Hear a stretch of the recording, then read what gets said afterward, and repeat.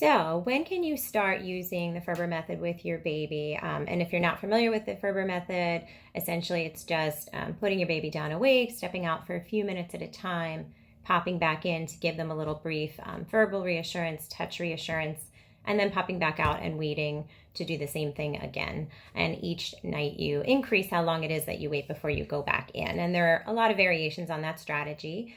In terms of what age it's appropriate to try that strategy or use it, it depends on who you ask. Some would give you a firm answer of not before 6 months.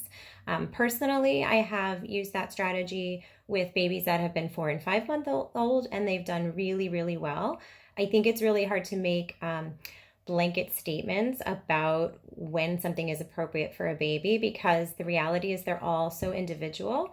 So I've seen even younger babies. I had a 10-week-old and also a 12-week-old that I worked with that actually did amazingly well with that strategy. It was very easy and quick, and there was not very much crying at all involved. I've also worked with older babies where that was not the right strategy for them, even though they were a good bit beyond the 6-month mark. So I think a lot of it depends on your baby individually, what you're comfortable with. Obviously, I would always check with your pediatrician first and just make sure that that's something they think is appropriate to do for your baby's age and health, etc.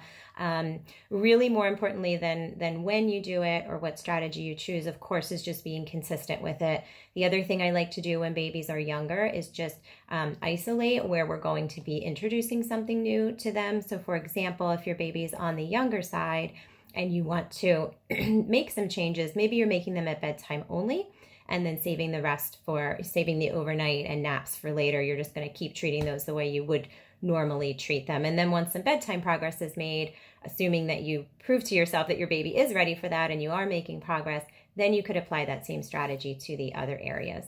Hopefully that helps you make a little bit more of an informed decision on when to do that with your baby.